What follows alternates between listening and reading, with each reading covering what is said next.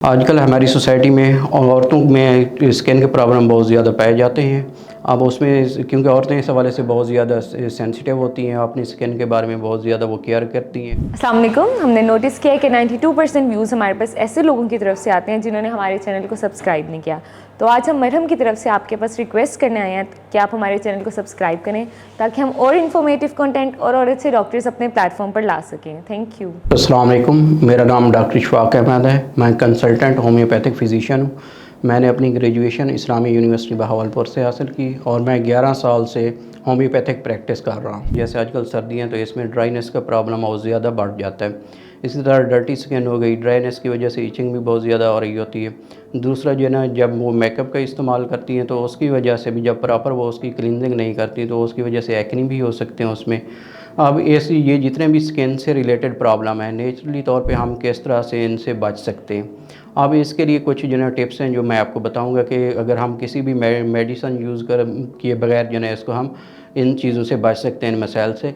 अब उसके अंदर फर्स्ट वन जो है, जब भी कोई स्किन प्रोडक्ट इस्तेमाल करें तो उसके बाद प्रॉपर जो है ना फेस वॉश करें। और उसके बाद जो है, जैसे आजकल सर्दियों का मौसम है, ड्राइनेस का बहुत ज़्यादा मसला है, तो इसके लिए सूटेबल जो मॉइस्चराइज़र का इस्तेमाल करना चाहिए। नेक्स्ट जो चीज़ आ जाती है वो डाइट है। प्रॉपर डाइट और बैलेंस डाइट लें जिसमें जो है ना कार्ब्स भी हों, उसके अंदर प्रोटीन्स भी हों और साथ जो है उसमें डिफरेंट मिनरल्स भी पाए जाएँ, ताकि ये ना ये हमारी जो स्किन के लिए बेटर होते हैं। इसी तरह स्लीप है। आजकल जो ये भी प्रॉब्लम है कि प्रॉपर जो है वो स्लीप नहीं ले रहते हैं। स्लीप की वजह से जो स्किन के अंदर एजिंग का प्रोसेस हो रहा होता है वो उसमें बहुत ज़्यादा रिकवरी आ जाती है। फिर उसके बाद नेक्स्ट जो है इसमें स्ट्रेस है। स्ट्रेस आजकल बहुत ज़्यादा है, तो स्ट्रेस मैनेज करने के लिए कुछ एक्सरसाइज हैं, जिस तरह योगा हो गया या इस तरह डीप ब्रीथिंग है, इसका प्रॉपर जो है इस्तेमाल ये एक्सरसाइज करनी चाहिए। इस तरह हमारी स्किन के ऊपर जो डिफरेंट सेल्स होते हैं, स्किन के सेल वो डेड हो रहे होते हैं, तो उनके लिए हफ्ते के अंदर 1 या 2 मरतबा स्किन एक्सफोलिएशन करें ताकि उसके अंदर डेड सेल जो है वो वहाँ से हट जाए। और इसके साथ जो है पानी का इस्तेमाल है, क्योंकि पानी का इस्तेमाल जब हम नहीं करते तो उसकी वजह से स्किन जो है ना वो ड्राई हो जाती है, तो ड्राइनेस की वजह से वहाँ पे वो रफ़ हो जाती है, डर्टी हो जाती है। तो पानी का भी इस्तेमाल करें, उतना इस्तेमाल करें जितना जो है बॉडी के अंदर वो रिक्वायर्ड हो। फिर उसके बाद नेक्स्ट जो है एक्सरसाइज़ है। प्रॉपर जो है एक्सरसाइज करें। एक्सरसाइज से क्या होता है कि ब्लड सर्कुलेशन वो इंक्रीज़ हो जाती है, जिसकी वजह से स्किन हेल्दी होती है।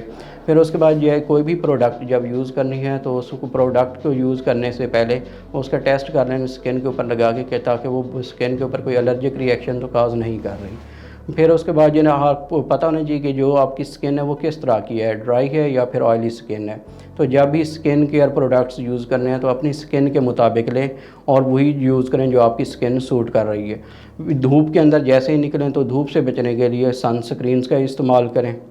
और नेक्स्ट जब भी फेस वॉश करना है तो जेंटल क्लींजिंग करें, और ताकि स्किन जो है ना वहाँ पे वो रफ़ ना हो।